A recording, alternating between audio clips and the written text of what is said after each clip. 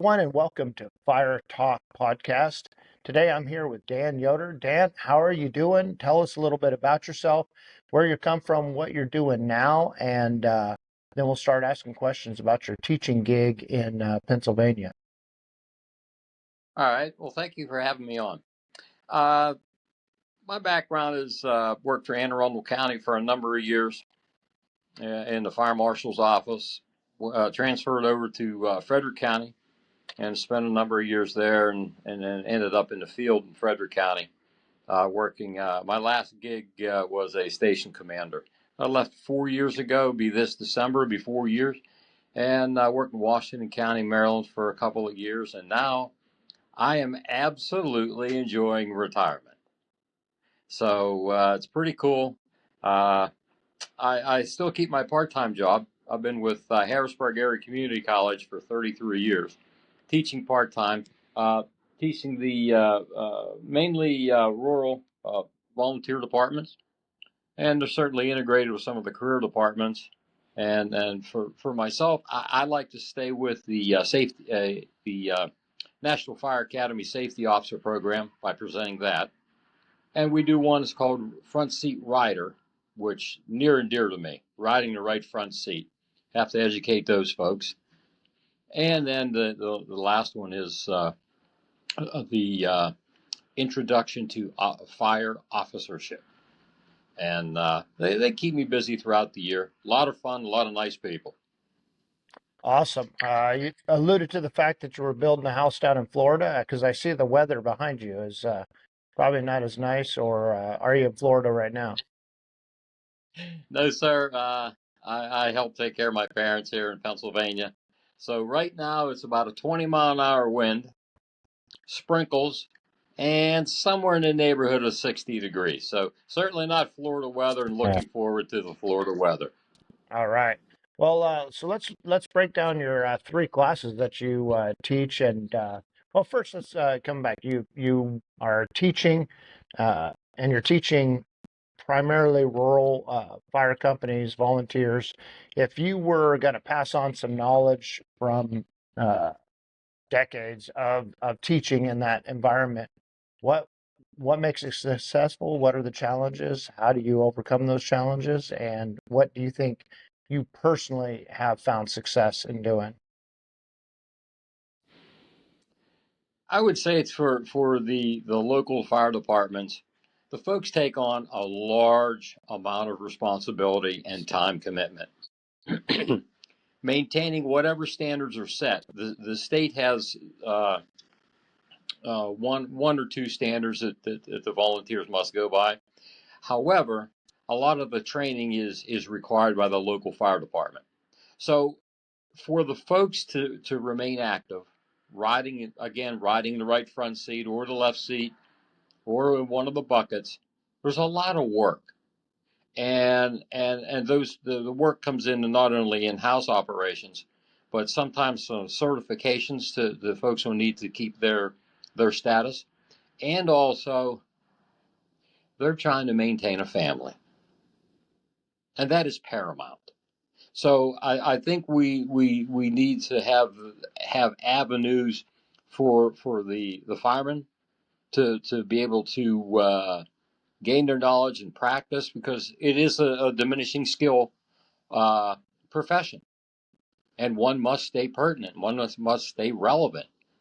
But we also cannot forget factoring in the family. So I would say in a utilizing an umbrella mentality, the families need to be factored into all of the time that the folks are spending at the department. So it's a good idea to have uh, the families being involved by being there, by having the department provide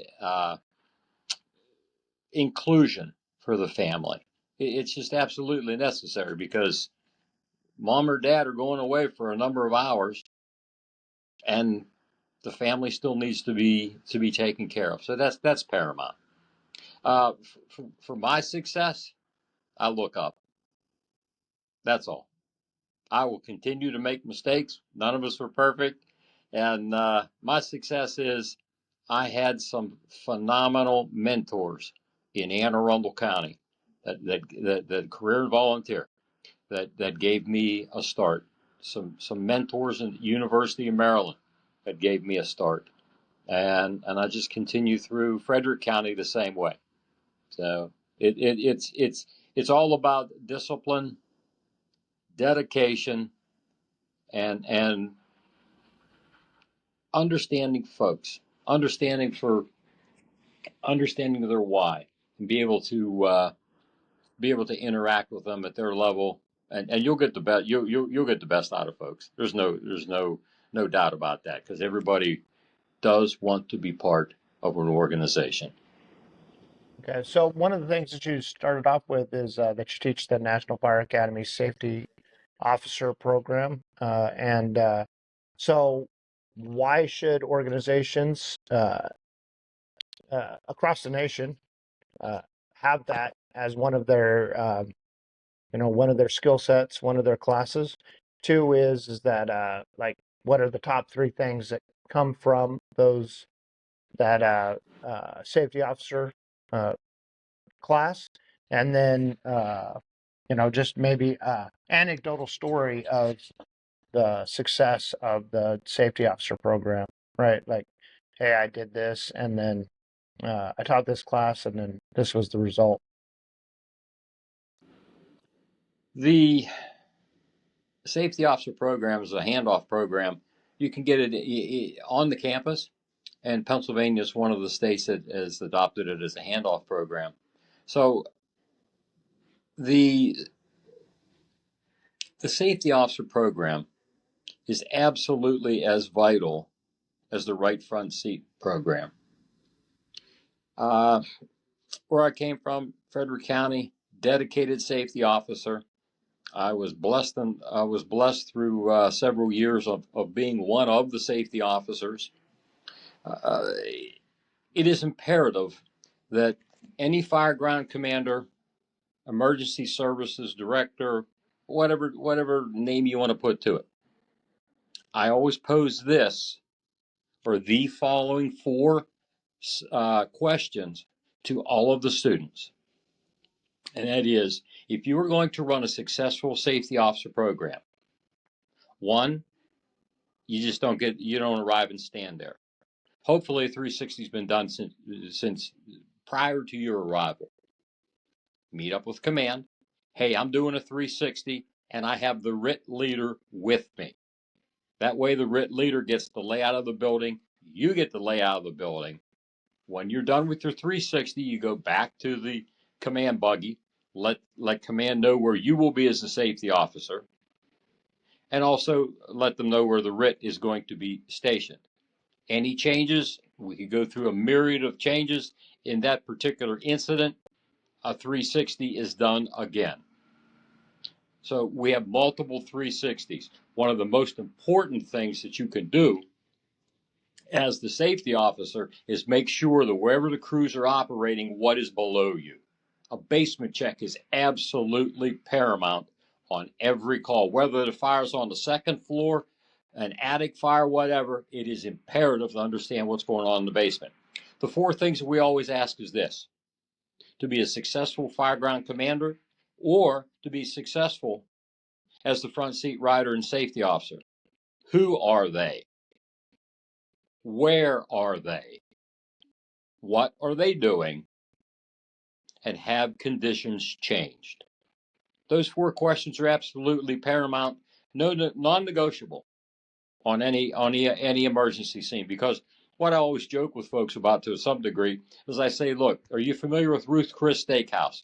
Some are, some aren't. That's like $150 a pop per person to go there if you get the full deal. So I always say that if you can show me an emergency services call, fire, police, EMS, rescue, that those four questions do not apply, I'll take you and your family to Ruth Chris Steakhouse on my dime. So far, after about 15, 18 years of teaching it, I've not taken anyone anywhere. And as far as the story, it's interesting to see folks that you teach. Right now, I'm going through an ISO evaluation for a department, and we've done the safety officer class and riding the right front seat. And it's nice to listen to the folks that, and I say this with all respect, how they did business before, and now you listen to them on the radio, and it's clicking. It is absolutely clicking. So it's wonderful to see the fruits of your labor, and it's pretty cool because you never stop learning. And that's true, right? Like we all, anyone that's ever instructed a class, when you see your student uh, taking something that you've taught, you learned it from someone. There's nothing new in the fire service. You learned it from someone.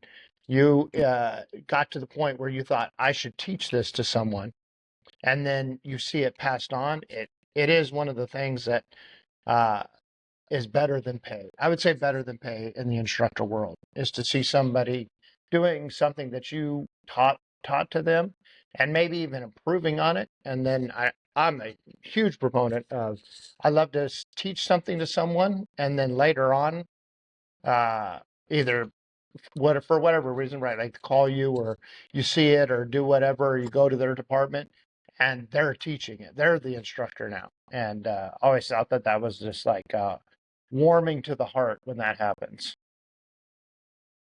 Certainly is. As you stated, somebody taught us. We continue to pass this on. You absolutely when we were doing the LAFD Leadership Academy, one of the big points that the academy instructors pushed into us was train your replacement. Be secure enough in your education and your actions to train your replacement. And I tell you what, from a leadership standpoint, the West Point Leadership Program from LAFD, it's second to none. It changes your life, and I will be forever grateful to LAFD for giving me that opportunity to spend 4 months with them. So Awesome. we always are passing it on. Yes. Ride in the right seat. That's where I still ride. And I think it's the most, well, of course, because that's where I'm at. I think it's a very valuable resource in the fire service is to be a competent company officer, both in the firehouse and out on the fire ground and out in the community that you serve. So give us the bullet. Like, hey, man, if you were to uh, if you were to incorporate nationwide, right? Like if you were to incorporate the riding a right seat um, training program, these are the three things, five things, two things, whatever that you have to have. The ability to understand you do not have all of the information. Cockpit resource management. Listen to your folks, especially if you're working where I came from, especially if you're working overtime and you're in a different house with quasi different people. I mean, you know some of the people, but listen to your senior man. Listen to your backstep folks. They may have been there. They may have been there while you were off. You're on overtime. Whatever the case is, have an open mind. So when we're going down the road, yeah, I'm looking at the MDT. I'm getting all the information off of there. Uh, what we used to do is, hey, the driver had to know three streets to get started. I'll get you into the subdivision. Most of the guys I worked for didn't even need me to get them into a subdivision because we had a very proactive. We're out in the street, shaking hands, kissing babies, seeing what's going on in our district. One of the things our station put together, as far as the front seat riders, when you came off your Kelly day, you were out in the street well, on your first day back to see if anything had changed. Even though it's only a 5 day break, hey, things can change. But again, crew resource management. Listen to your folks.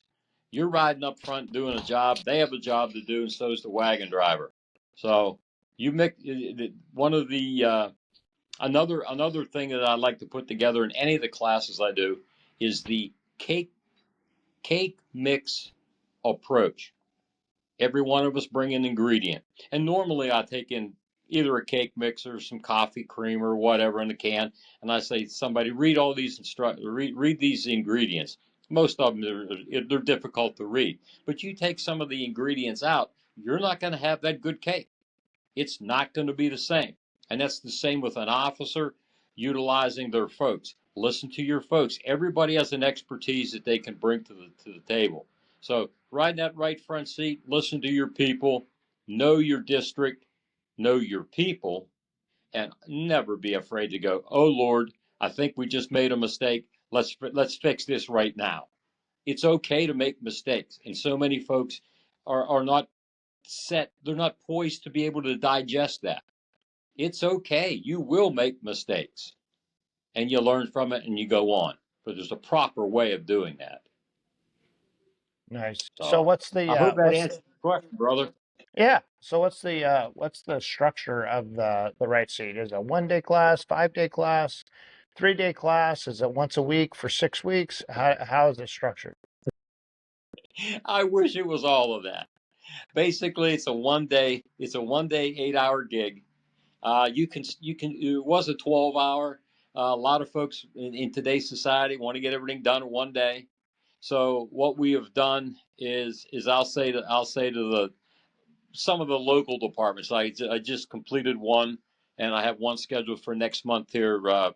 They're side by side departments.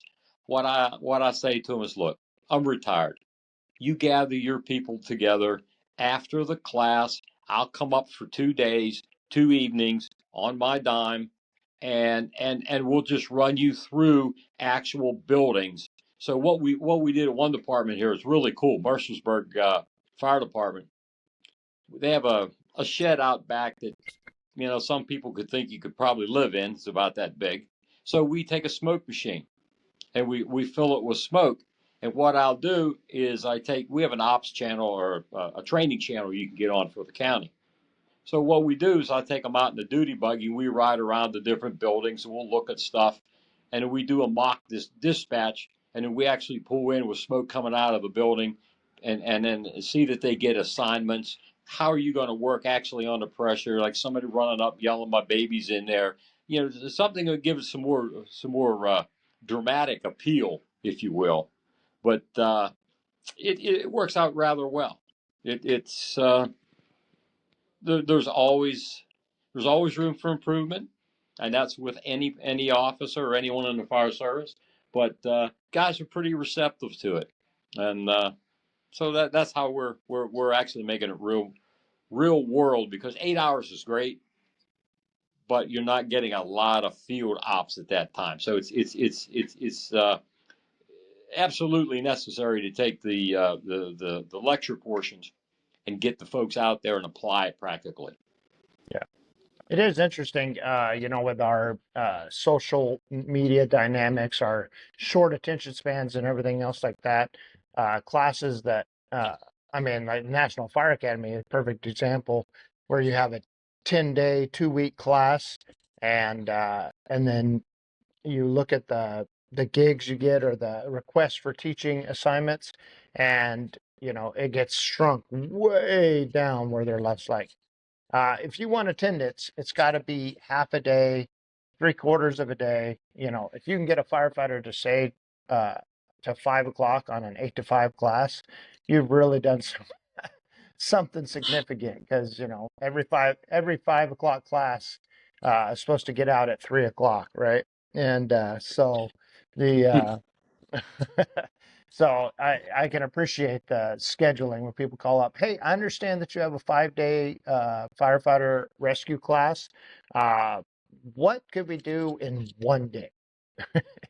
And I'm all like, well, unfortunately, you can't even do just 1/5 of what you do in a 5 day, but we can do something, right? Like it can be packaged to deliver to meet your, maybe not what you need, but the time that you have to be there. So uh, yeah, I keyed off on your 1 day. Yeah, everybody wants it in 1 day. Yeah, it's like, well, it's Yeah, a that 40. they do. Yeah, it's a 40-hour class. What do we got? Well, we have 8 hours. What can we do? I was I took a class yesterday and it was up in just north of Vancouver, Mm. Washington, and it was fighting fires and commercial occupancies. And one guy that was teaching the standpipe portion, he goes like, normally I go 8 hours on standpipe operations. I have you for less than 1 hour, so hold on. And Wow. so yeah, and so it was good. I mean, he did a great thing. I'm just going to teach you the hookup and one stretch. That's all I got time for. And I was like, awesome. And and it was good, better than nothing.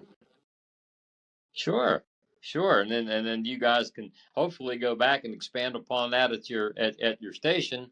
Yeah, It's funny you mentioned the standpipe. We had two old guys, and I qualify for that, doing part of a rookie academy, and these guys wanted to take it up onto a landing and do the fancy rolls and roll it up there and make a big circle on the landing and so forth. Two old guys told them, "Look, you already have a standpipe pack put together."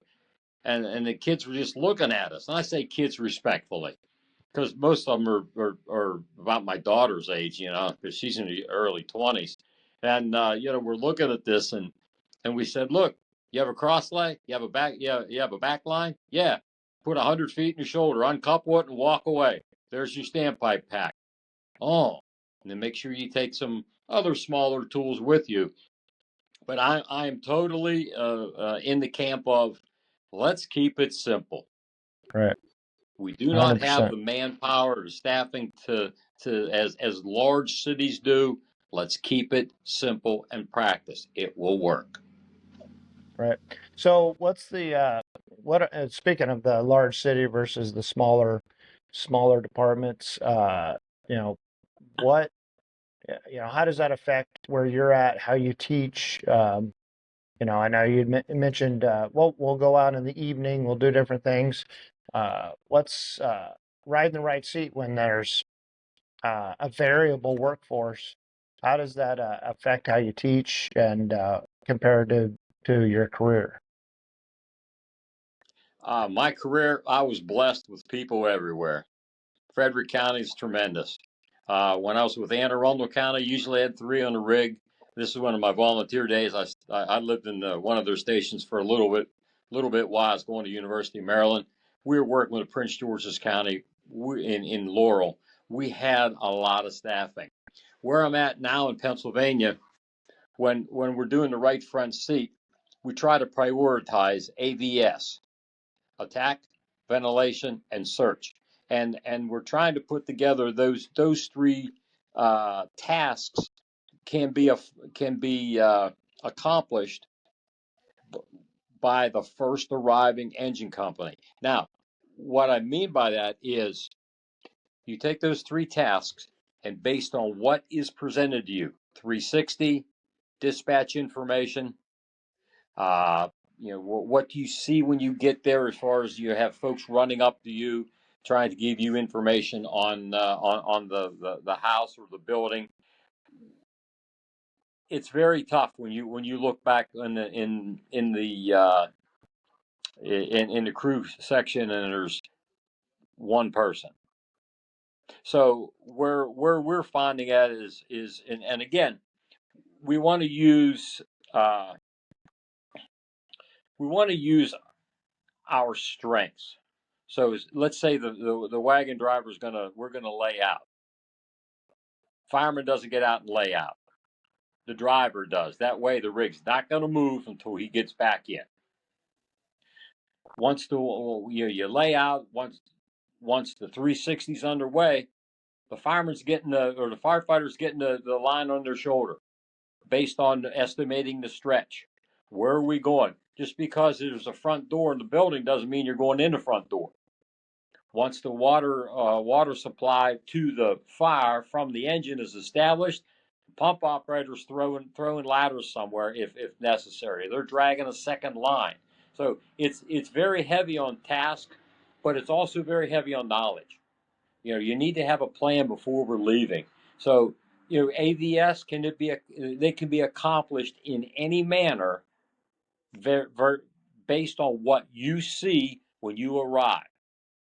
and we're implementing that a little bit more. It's new. We're just trying to get the first three tasks accomplished. By that time, you're hoping somebody else is coming behind you. If not, okay, maybe it's John Wayne time, and you're going to be there for a while. Okay, that's where knowledge comes in. And if your gut tells you something, listen to your gut. That's what we're trying to get folks to understand. Yeah, I like that fact that I try to let people know that there's a lot, kind of an idea in the fire service that, and you'll hear it a lot when you're out training, is people go like, "Hey man, I learn by doing. I got to get out there and just learn it, right?" And I go, "Man, that is really good for tactile task level things. You know, you can lecture all day about pulling hoses and throwing ladders, but no lecturer has ever thrown a ladder, right? Uh, but in saying that, knowing where to throw the ladder, what you're looking for when you're throwing the ladder, who's going to use the ladder, where's the ladder going? All that is based on knowledge. And in our day and age, I said, hey, I understand that we can have dynamic lectures, we can have videos playing, and things that we couldn't do in the past when it was. I was still in the light box days when I got started. The slide deck and the light box, right, where you're drawing pictures. And now we can go, look at this fire. Look at this real person hanging out of this building, right? What can we learn here? And where those knowledge is important, because just like you're saying, understaffed, overtasked, and trying to get those AVS, I do savers, search, attack, ventilate, and so trying to get those first tasks, uh, maybe not like you can with a bunch of people simultaneously, but we can start the process. How, what with our knowledge, what's the most important? Is it search? Is it search with an attack line? Is it uh, getting some form of ventilation, whether it's just even opening the front door or closing the front door? And Mm. and I think those are those things where we sit there and go, hey, I understand where you're coming from. I too like to stretch and throw ladders and force doors and do all of that. But let's not sacrifice the knowledge base that answers the why to the how. And on the flip side, I think we've all been to a class where we go and, oh, we're taking a class on forcing doors, and it seems like the instructor was getting paid by the word. You're like, what can can we just do some sets and reps? I mean, I know your knowledge, but man, I just need this person's never forced a door. Can we force 12 doors, 15, 20, 30 doors while we're standing here? And you can keep talking. And then, but on the other sense, I'm huge on that knowledge base too. So I think that's a good point. And so, what's next for you? Well, I'm looking at a couple of part-time gigs here. See, got some applications out. Uh, Definitely looking forward to warmer weather. I am certainly, as I affectionately call my parents, the Daisies, and the guys at the firehouse all knew the Daisies before I retired, or even now here at the local department I'm helping out. So, my daughter lives down in Florida, so Cool. it's uh, it's So as we wrap up on this, you know, closing statements. You've been in the fire service for decades, right? And like I have, right? I'm 3 decades in. yeah. I'm three almost this next June. I'll be 3.5 decades in the fire service, and and that's why I can wax eloquently and just like, hey, let me tell you, kid. You know, um, like some things. Like if obviously this is going to go on YouTube and our podcast. What do you want to leave the fire service with? Let's break it down. Things that you would like to leave the fire service for the people that are coming in, the people are in that mid set of their career, because we've all seemed to have had a mid set career. Some as a setback, Hmm. some as a step forward, Oh yeah. and then those that are, kind of like me. I'm in twilight of the fire service, my fire service career, at least my first one. Well, it's a three phase or three pronged question. If you're just coming into the fire service, come in with an open mind. We see it a lot. Folks will come out of a career academy or even in a volunteer setting, and they're all ready to go because they've just completed, let's say, 26 weeks, and they know everything. Well, then they get in a little over their head. Humility sets in, and they start listening to folks. So for the new folks, hey, come in and just absorb, please. I know you've heard it before, but just absorb. I was absolutely blessed with, in my opinion, the three best rookies that one could ever have as a field training officer. And I, what we would do with them is when we would rotate through stations and do some training or what have you, I would just say, well, my rookie's going to teach it because they are the most recent graduate. We all can learn, and for your mid career folks, please, you don't have all the answers. You can guide, you can assist, absolutely in the growth, but no one in the fire service has all the answers. As far as the old guys, enjoy what you got left. Oh my Amen. God, Amen. it is so much fun, and please take. I say this to folks to take it to heart. It's a personal thing, so only the person would know, and that is know when to say when. It is a young man's game. It's a physical game. I get it. I mean, I watch myself. What my passion is. I play 2 games of ice hockey a week, and I'm watching these kids go by me now at 67, and I'm like, yeah, that maybe I'll catch up with the kid. Don't worry about it. Do I Right. have knowledge? Sure, but you got to know when to say when because you don't want to get anybody hurt. Go out on the top. That's what I would say. So to anyone in the fire department, and that goes for the paramedics as well, because God bless them. They call us the lift. Oh, I'm sorry. Did I say that? Just joking. I always like the paramedic on an engine, man. Yeah. But Yeah. no, just enjoy every day. Treat it as with the respect that it deserves. Because if you go where Absolutely. you don't, you cannot. You have to serve the organization. The organization does not serve you. Right. 100%. Well, thanks, Dan. I really appreciate it. I appreciated talking. I really appreciate that the years you put in and the fact you're still going. And so I look forward to talking to you more in the future. And with that, hey, this is Fire Talk Podcast. It'll be on YouTube, /Fire Talk, or youtube.com /Fire Talk. It'll be on all Spotify, all of that for an audio podcast. And Spotify is now a video podcast also. And so join Dan and I. I just talked to Dennis Laguerre at the drill yesterday. And so he'll be my next guest that I record and put on here. And hopefully I can keep that from just instead of just turning down into a bunch of notes.